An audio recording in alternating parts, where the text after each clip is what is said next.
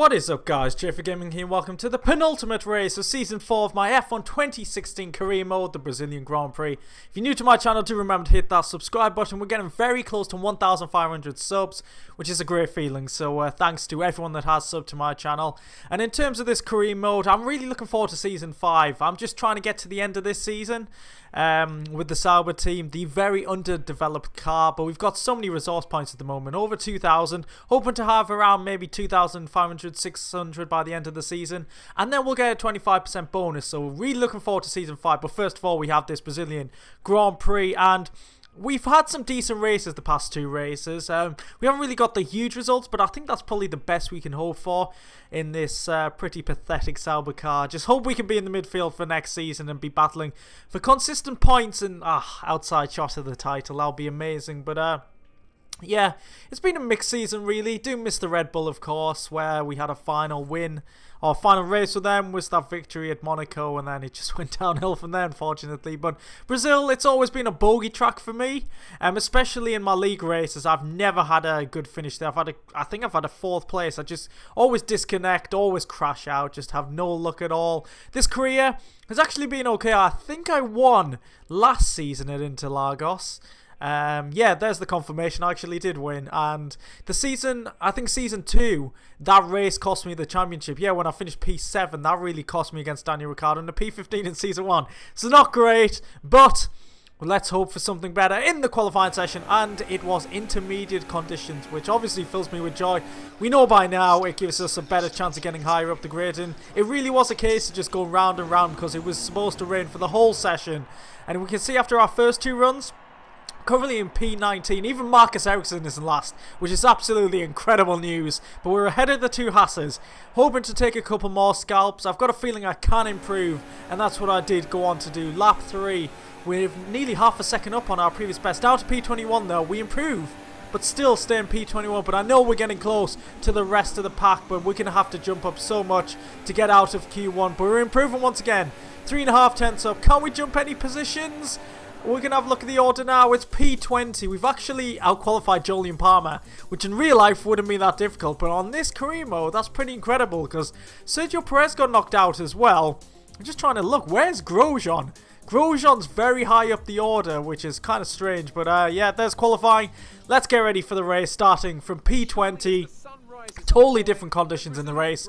Very sunny and typical hot, sticky Brazilian weather, but we know it can change in a split second. But 27 degrees, that suggests this should be a sunny race and no rainfall. But Drivers' Championship, that's the key thing. Ricciardo 20 points ahead of Raikkonen. Can Raikkonen take it to Abu Dhabi? They are both fighting for their second World Championship, as Ricciardo did beat me to the title in Season 2. In terms of the Constructors, Red Bull looking good, and Carlos Sainz getting pole position. He seems to get a lot of pole positions. He just needs to learn how to convert them, then he might get a drive with Red Bull. But here we go to Crofty for the grid. So before the off, let's remind ourselves of yesterday's qualifying session with a look at the starting grid. An immense lap from Carlos Sainz yesterday puts him in pole position, with Daniel Ricciardo slotting in alongside. Looking down the rest of the grid, we have Verstappen, Hamilton, Daniel Kvyat, and Vettel, Raikkonen, Rosberg, Hülkenberg, and Pascal Wehrlein. Alonso, Magnussen, Felipe Massa, and Haryanto, Button, Grosjean, Sergio Perez, and Valtteri Bottas, Gutierrez, and Sauber, Jolyon Palmer, and Marcus Ericsson rounds off the grid. And with preparations almost complete, let's head down to the track. So that's the grid for the Brazilian Grand Prix. That is the strategy, and we actually have a spot of rain to finish the race, so that's going to make things interesting. That usually happens in the last couple of laps. Sometimes you change inters, sometimes you don't. So in terms of strategy, I thought I'm not really going to change it. I think that's probably a decent strategy to go for. I don't think we can make one less pit stop to take advantage of the wet weather, but we're getting ready for the Brazilian Grand Prix. 5 lights and away we go. We get a great start compared to Gutierrez. He is on the hard compound tyres. Bottas doesn't get a great start either. Grosjean doesn't really either, so we're going to go up the inside. No one is defending. Up the inside of all them guys, side by side with Jenson Button through the centre S for the first time. He gets a great run there with side by side. There's been a bit of contact. Alonso's turning right there. We have to back off so we avoid Haryanto and don't overtake on the yellow flags. Alonso turned right to a left-handed corner, which never helps, but I think he obviously had a bit of contact. But we're up to P13, so very good start once again, taking advantage of the AI making contact, but we haven't had a pile-up like we have had in Austin, Texas and Mexico City in the past 2 races, unfortunately. And yeah, that was quite an uneventful start, I've got to say, but we're skipping to lap 3 now. We are dropping back from Haryanto, not by a huge amount, but yeah, if it's dry conditions and just a straight out race, we're going to have problems keeping up with the AI. So Button, he gets a run now. I don't fight it too much. We're in the early stages of the race. I'd say to myself, first half of the race, don't want to fight too dramatically. Second half of the race, that's where we're going to just get our fists out and just kill everyone. Yeah, that's a bit aggressive. I apologise for that, guys. But Button, can we fight back here? No, we can't. That's a usual move around this Sao Paulo track, going for the dive bomb into that slow right-hander. But now lap 6, so Sergio Perez, who had a horrible qualifying session, is coming up back onto my rear, and I shouldn't say things like that, you dirty people. But Force India very strong in this career, so that's got to be one of their worst qualifying in ages to have Perez drop out in Q1. Easy move for him.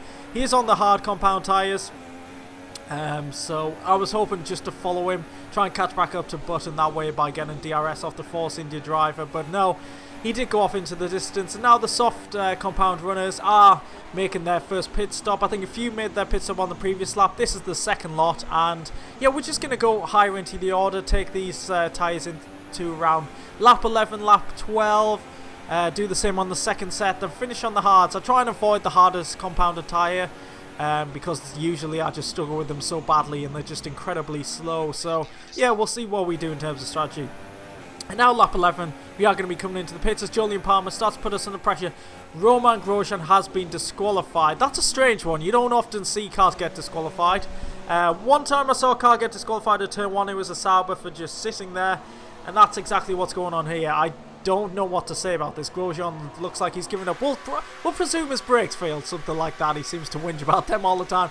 Coming in to put on the medium ticket, and we've been jumped. Brilliant. And it looks like we're going to come out in 20th place. So Alonso, who had the early contact and made a pit stop, is miles behind.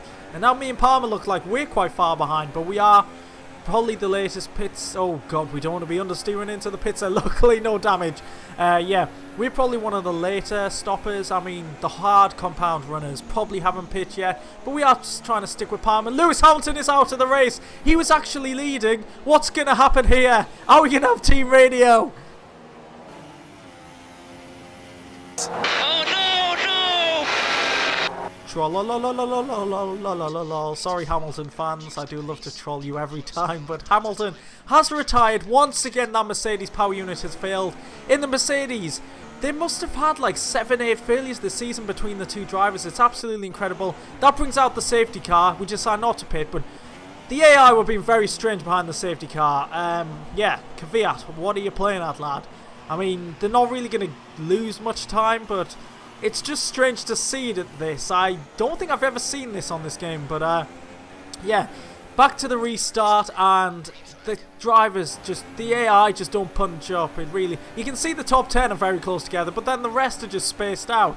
Like Massa is miles behind me. Why they don't bunch up, I do not know. That's a glitch that has to be sorted out for 2017. Nice lock up. You might notice I do lock up a lot in this race. The brake bias, or front brake bias, is 61%. But it felt right for this race, I've got to say. But we're skipping to lap 19 now. And where are we at? We're trying to catch up to Palmer, but it's actually his teammate putting us under pressure, Kevin Magnussen. So we're sandwiched by the Renaults, which isn't the worst thing in the world, I've got to say. I think I must lock up into turn 1 every single lap.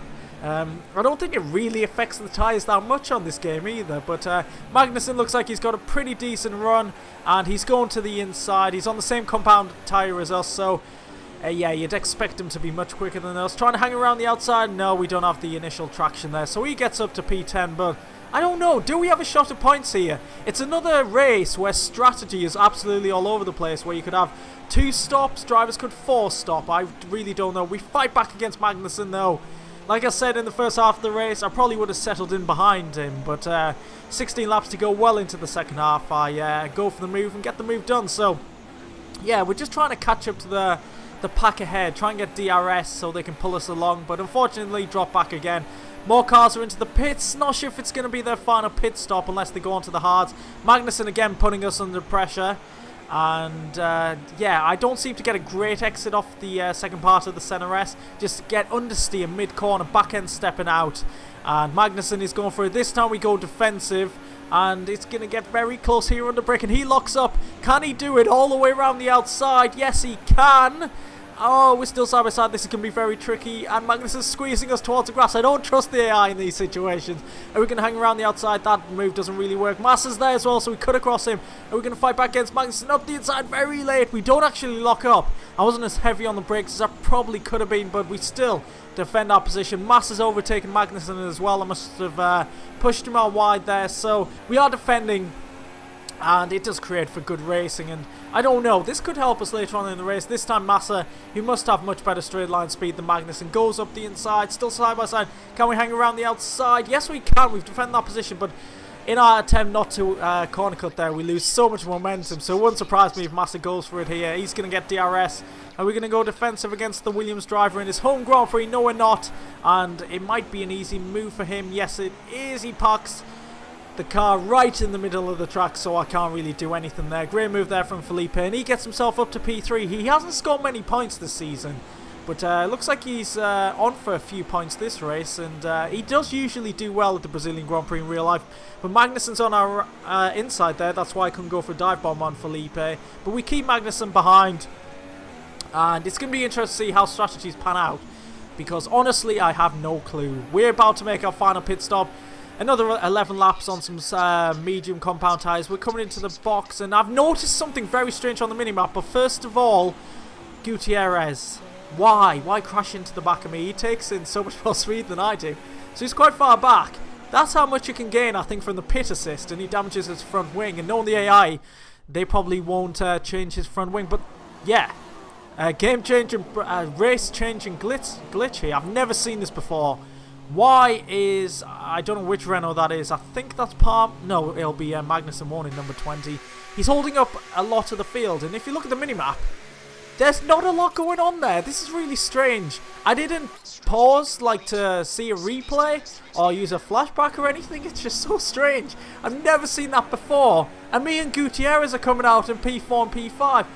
Magnussen finally goes into the pits to release that pack, and he's still going very slow for the cars that are going in the pits. This is absolutely incredible. Like, I can't believe this is happening. It totally changes the race for us. I wasn't sure whether to use a flashback or what, but I do decide to continue. And just a shout out, Gutierrez in nearly 4 seasons in this career mode has not scored a single point. He is now in P5. And look at the gap to P6. They must be 20-25 seconds behind me and Gutierrez. Surely Gutierrez will score his first point. And this gives us a great shot of getting some decent points. It's absolutely incredible. It's worked out perfectly for us.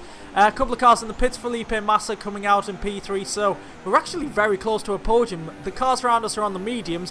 We're going on the hards. And I'm going to be honest, guys. I usually hate these tyres. These felt absolutely brilliant. And yeah, I felt very confident with these tyres on, so I thought I had an outside shot at getting a podium here. Depends how Felipe does on them mediums, but I honestly thought he did have a problem because I was closing up to the back of Massa, and he just seemed a little bit slow, if I'm going to be honest. And we're getting a run here with Rich Mix and DRS. Are we going to go for late lunch? No, we are not. But he locked up there. Maybe he's got a brake issue. I'm not sure. But if we stay close enough... Oh, no, we take too much curb, get some oversteer. And we might have lost the opportunity on this lap. But just looking at the minimap, we pulled away from Gutierrez. He did have damage from that crashing into me going into the pits. But behind him, it's such a big gap. I'd be surprised if we didn't finish in the top 5 here, and I don't think Gutierrez is going to catch up to us. This time with Massa, we are closer. DRS, Rich Mix. Can we get onto the podium here? Overtaking the home favourite of this home Grand Prix up the inside. We go for it. Lock up, of course. Classic. And there we go up to P3. Absolutely incredible scenes here. I couldn't believe how well this race was going. Obviously helped by that crazy glitch. Tell me guys in the comments if you've ever seen that before. I've never seen anything like that on this game. But yeah, Massa comes back straight away. He gets DRS back. He's going for it. Look at that straight line speed. I try and defend, breaking late, but no, we've taken too much speed. It looks like we might go off the track. Oh, we don't want to be on that runoff area. Massa gets it back. We're lucky not to make any contact there. So we're going to have to repass Felipe. Oh, We chucked it away a little bit there, but a little bit too late on the break. So we're going to go for the dive bomb. We are pretty close, and we do love this move. Yes, we go for it up the inside, back into P3. That's exactly what we need with 7 laps to go. Can we keep Massa behind us? And I've just noticed Julian Palmer's in P2. If I'm not mistaken, he started behind me in P21.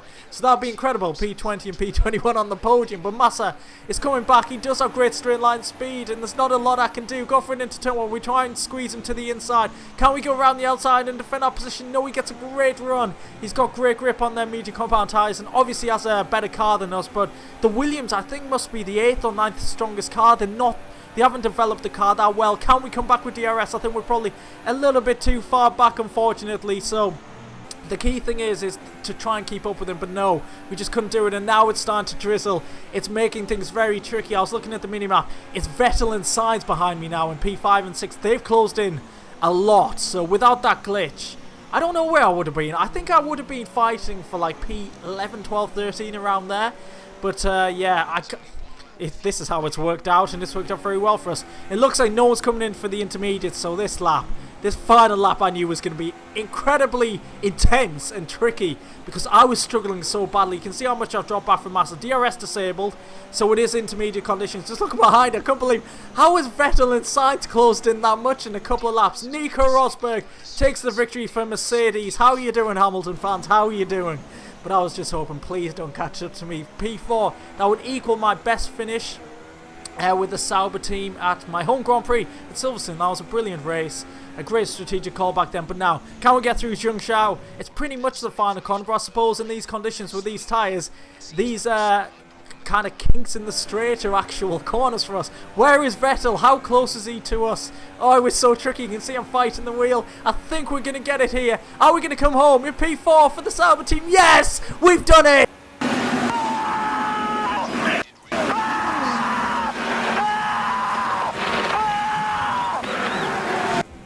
I really do love that Takuma Sato team radio from the Indy 500. I really do. But there we go, P4. I know it's from a glitch, guys, but I don't know what else I could have done. Should I have used a flashback? I don't really know. But that is the podium. Julian Palmer came from P21 to finish P2. I came from P20 to finish P4. Incredible. But in terms of the World Championship, Kimi Raikkonen finished P7. Daniel Ricciardo is nowhere to be seen. So that, if my maths is correct, that puts the gap down to P14 for the showdown in Abu Dhabi. So at least the title challenge is there. So we're going to have a fight in the final race. Ricciardo finished P13. Wow, he 4-stopped as well. Actually, Marcus Ericsson, shout out to him. He didn't finish last. P16, that's a great finish for him. Probably his best all season, and he beat a few decent cars, so well done, Marcus. There's the championship, 14 points between the top two between Ricciardo and Raikkonen going into Abu Dhabi. We've jumped up to P12.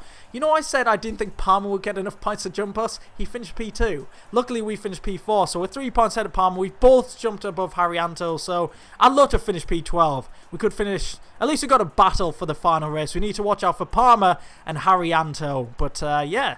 That gives us something to play for, which is, that's what Abu Dhabi's all about. Some great finales there. And the constructors, 26 points between Red Bull and Ferrari. That battle's still on. I'd say we're pretty safe in P9. So, if you have enjoyed this crazy Brazilian Grand Prix, please do leave a like, subscribe if you haven't already to my channel. Thanks for watching, guys, and I'll catch you in the finale at Abu Dhabi. Goodbye.